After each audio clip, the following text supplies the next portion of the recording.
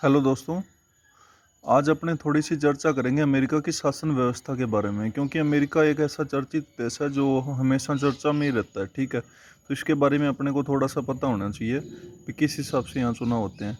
ठीक है, अमेरिका के अंदर शासन व्यवस्था का मतलब ये है कि एक तो यहाँ जो संसद है ना, उसको कांग्रेस कहते हैं। जैसे अपनी संसद कह लो और यहाँ की कांग्रेस कह लो, उसके अंदर दो सदन है, एक सीनेट है और एक हाउस ऑफ रिप्रेजेंटेटिव है। ये देखो, सीनेट और हाउस ऑफ रिप्रेजेंटेटिव।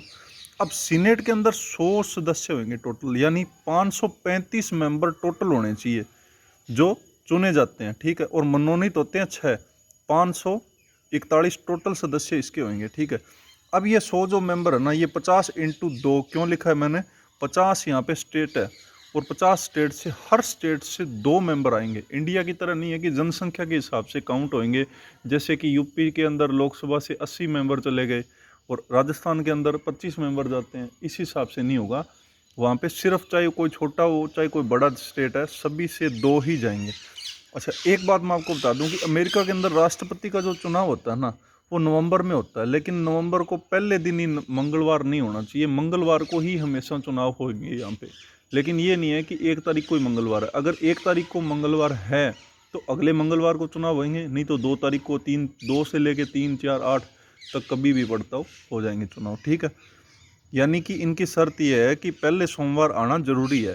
पहले दिन सोमवार आ गया, नवंबर स्टार्ट हुआ, पहले दिन 1 तारीख जो है उस दिन सोमवार हुआ, तो 2 तारीख को चुनाव हो जाएंगे। ठीक है, अब देखो यहाँ पे मैंने आपको बता दिया थोड़ा सा भी, 535 सदस्य चुने जाते हैं, जिसमें से 435 तो चुने जाते हैं हाउस ऑफ रिप्रेजेंटेटिव।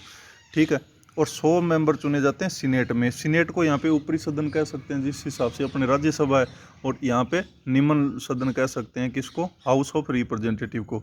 बाकी एक बात ध्यान रखने वाली बात है कि अपने जो संविधान के अंदर कहीं भी ये मेंशन नहीं है कि लोकसभा को निम्न सदन कहा जाएगा और राज्यसभा को ऊपरी सदन कहा जाएगा। ये कहीं भी नहीं लिखा हुआ संविधान के, ऐसी कोई लैंग्वेज नहीं है। ये बस अपने आम बोलचाल में ऐसी लैंग्वेज अपने मानने लगे। ठीक है, अब देखो अब जो सीनेट है ना, इसका जो प्रेसिडेंट होगा ना, यानी सीनेट से जो चुन के आएगा उसको उपराष्ट्रपति का पद दिया जाएगा, और राष्ट्रपति के पद के लिए इनमें बहुमत साबित करना होता है।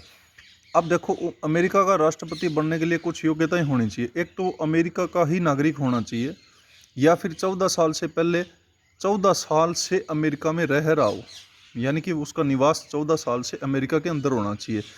माइक पेंस की जगह अभी कमला हैरिस उपराष्ट्रपति बनी है, और राष्ट्रपति जो बाइडेन बने हैं किसकी जगह, डोनाल्ड ट्रंप की जगह। डोनाल्ड ट्रंप एक बार राष्ट्रपति रह चुके हैं, एक कार्यकाल अभी भी उनका और आ सकता है, यानी एक बार वो सरकार में और आ सकते हैं, क्योंकि अमेरिका के अंदर एक रूल है कि राष्ट्रपति हमेशा अमेरिका के अंदर 2 ही बार बन सकता है। अगर पहली बार जीत के आ गया तो पहली बार बनेगा, दूसरी बार फिर अगर बहुमत से पार्टी जीत के आ जाती है तो दूसरी बार बन जाता है, लेकिन तीसरी बार वो सेम आदमी नहीं बन सकता। ये अमेरिका का रूल है। यहाँ पे अभी कौन सी पार्टी की सरकार है, तो अभी डेमोक्रेटिक पार्टी का जो बाइडेन है। इससे पहले रिपब्लिकन पार्टी का डोनाल्ड ट्रंप था और उपराष्ट्रपति था माइक पेंस। अब क्या है, राष्ट्रपति जो बाइडेन डेमोक्रेटिक पार्टी का। ठीक है, और उपराष्ट्रपति कमला हैरिस। कमला हैरिस भारत से भी थोड़ा सा संबंध रखती है, इसकी मदर जो है वो इंडियन थी, और इसके फादर जो है वो यूएसए के थे, अमेरिका के थे। ठीक है।